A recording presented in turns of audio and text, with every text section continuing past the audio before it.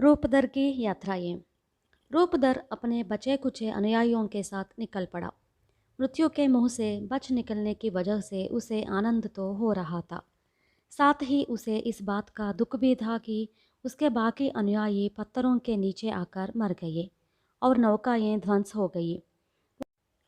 वह भूल ही गया कि उस पर संदेह करके उसके अनुयायियों ने वायुओं से भरी थैली खोली। फलस्वरूप इतने सारे कष्टों का सामना उसे करना पड़ रहा है। उन बेचारों को क्या मालूम था कि वह भी उन्हीं की तरह खाली हाथ लौट रहा था। लंबे अरसों के बाद रूपदर की नौका एक द्वीप में पहुंची। इस द्वीप में सुकेशनी नामक एक देवी रहती है। इसके केश बहुत ही सुंदर है। यह पैदा हुई सूर्य व वरुण राजा की पुत्री से। मनुष्यों की भाषा बोलती है, परंतु इसका स्वभाव मनुष्यों की भलाई करने का नहीं।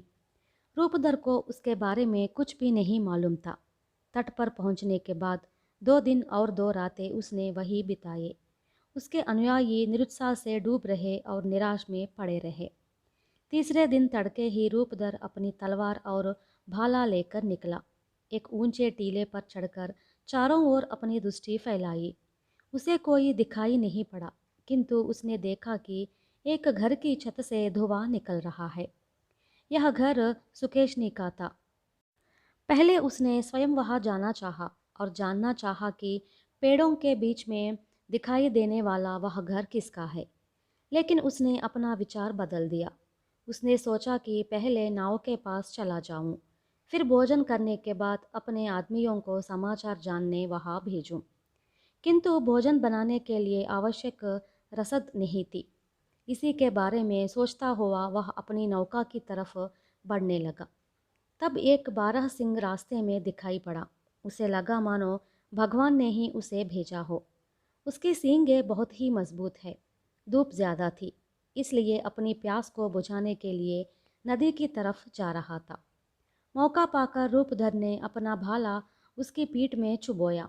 घायल होकर वह नीचे गिरकर मर गया।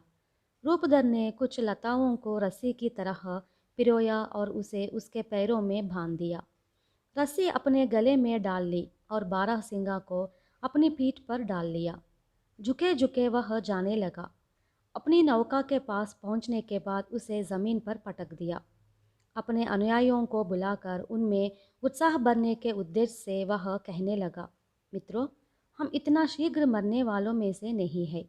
हमारे लिए यमलोक को और बहुत समय तक इंतज़ार करना होगा। वह घड़ी अब तक नहीं आई है कि हम भूख से तड़प तड़प कर मर जाए। उसकी बातों को सुनकर निराश अनुयायियों में फिर से उत्साह भर आया। उन्होंने मरे बारहसिंह को देख लिया। अपने हाथों को धोकर वे उसे जलाने तैयार हो गए। अंधेरा होते तक वे पीते रहे, खाते रहे और उस रात को तट पर ही सोते पड़े रहे। दूसरे दिन सवेरे रूपधर ने अपने अनुयायियों से कहा, मित्रों, यह प्रदेश हमारे लिए नया है।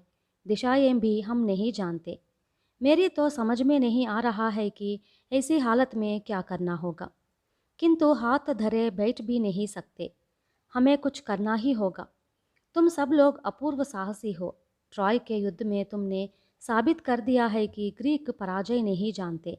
विजय ही उनके गले में वरमाला पहनाती है। साहसी खतरों का सामना करते हैं, उनसे मुंह मोड़कर नहीं भागते। समीप ही के एक टीले पर चढ़कर देखा, यह एक द्वीप है। इसके अलावा समीप कहीं कुछ भी दिखाई नहीं पड़ा। इस द्वीप को देखते हुए लगता है कि यहाँ कोई पहाड़ नहीं है। द्वीप के बीचों बीच पेड़ों की झुरमुट में एक घर दिखाई दे रहा है।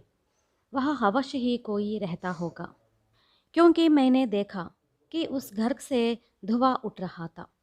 उसकी बातें सुनकर उसके अनुयायियों में उत्साह भर आया, आशा बंधी।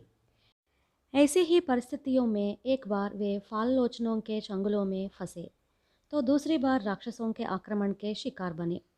उनका स्मरण आते ही वे रोने लगे। इसके बाद रूपधर ने अपने अनुयायियों को 2 दलों में विभाजित किया।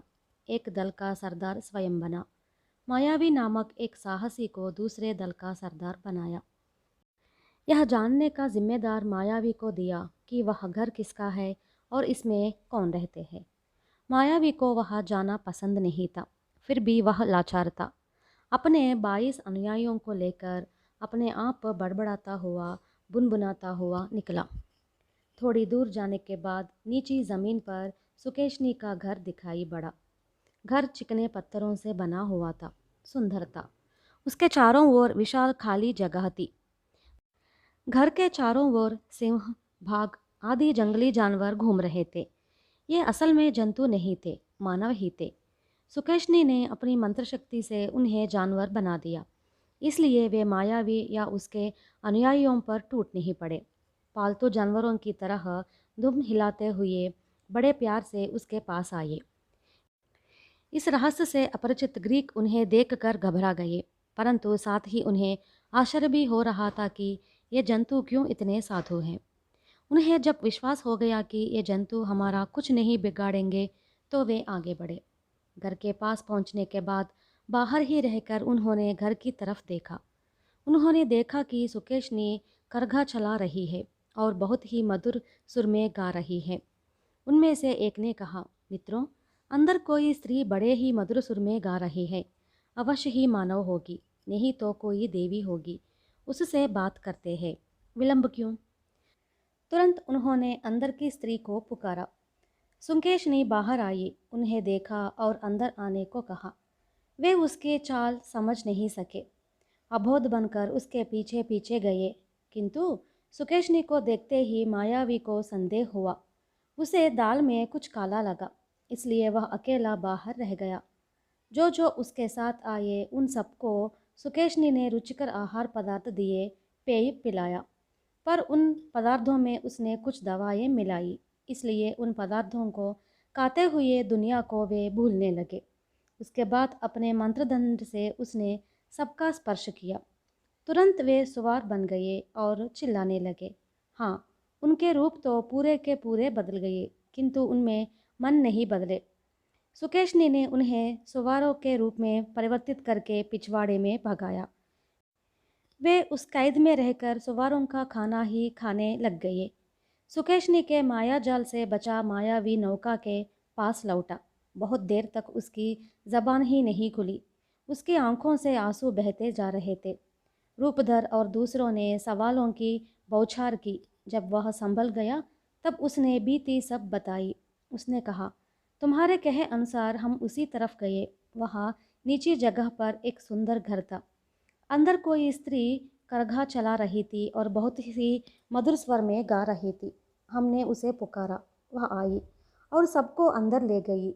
मुझे लगा कि इसमें अवश्य ही कोई धोखा है।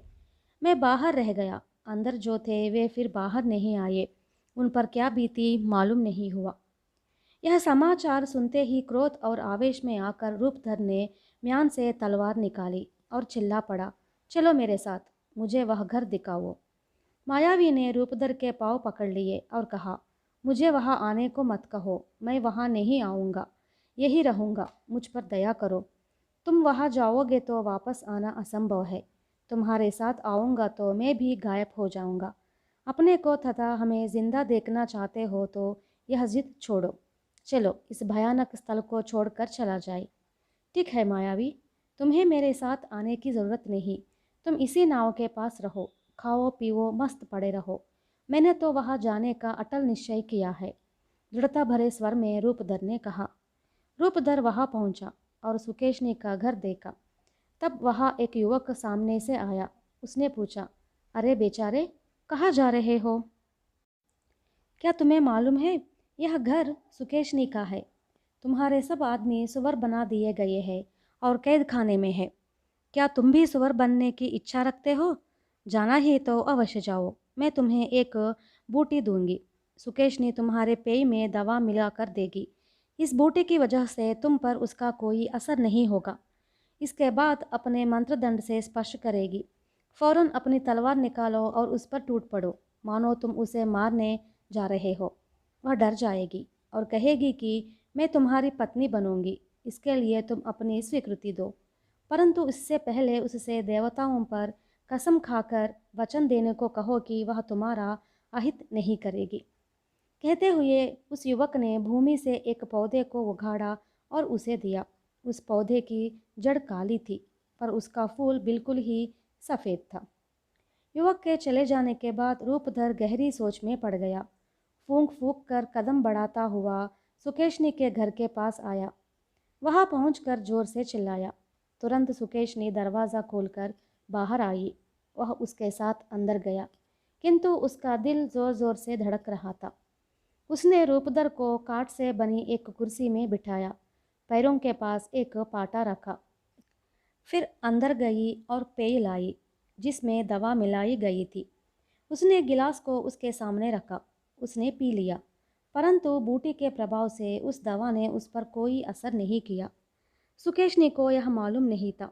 वह मंत्रदंड से उसका स्पर्श करती हुई बोली, जाओ, सुवारों के खेतखाने में अपने अनुयायियों के साथ रहो। रूपधर ने तक्षण ही तलवार निकाली और उस पर टूट पड़ा। वह भय से सिहर उठी। उसके पाँव पकड़कर उसने कहा, तुम कौन हो? इस विशाल सृष्टि के किस भाग से आ रहे हो? तुम्हारे नगर का क्या नाम है? तुम्हारे माँ बाप कौन है? मेरी दवा ने तुम पर प्रभाव नहीं डाला। इससे स्पष्ट है कि तुम कोई असाधारण मनुष्य हो। अवश्य ही तुम रूपधर ही हो। पहले ही देवता मुझे सूचित कर चुके थे कि रूपधर मुझसे मिलने आने वाला है। हम दोनों एक दूसरे के शत्रु ना बने। उस तलवार को म्यान में रख दो, मुझसे शादी करो, हम दोनों एक होकर रहेंगे। तुमने मेरे अनुयायियों को सुअर बना दिया और उन्हें कैद खाने में बंद किया। हम दोनों में एकता कैसे हो सकती है? मुझे भी तुमने सुअर बनाना चाहा। जब यह संभव नहीं हो पाया, तब मेरी पत्नी बनने का नाटक कर रही हो। तुम अगर वचन दो कि मेरा अहित नहीं करोगी, तो तुमसे शादी करूँगा, एक होकर रहेंगे, रूपधर ने कहा। सुकेशनी ने वचन दिया। उसके बाद दासियों ने रूपधर को नहलाया, उसे और अपनी मालकिन को भोजन परोसा, किंतु रूपधर ने उस आहार को छुआ तक नहीं। मुझ पर संदेह क्यों? क्या तुम समझते हो कि मैं फिर से धोखा दूंगी? मेरा विश्वास करो, अपने वचन को निभाऊंगी। मेरे अनुयायी जब सुअर बने हुए हैं, तब कैसे यह भोजन स्वीकार करूं? जब तक उन्हें मानव बनाकर मेरे सामने नहीं लाओगी, तब तक मेरी अशांति बनी रहेगी, रूपधर ने कहा। सुकेशनी ने अपने मंत्रदंड के बल पर रूपधर के साथियों को मानव बना दिया। रूपधर को देखते ही वे बेहद खुश हुए। उनकी आंखों से आनंद के आंसू बहने लगे। सुकेशनी रूपधर से बोली, मैं जैसा करती हूँ करो। समुद्र के तट पर जाओ, अपनी नाव को बाहर ले आओ, उसे एक गुफा में सुरक्षित रखो। अपने शेष साथियों को भी लेकर यहाँ आओ। रूपधर ने हाँ कहा।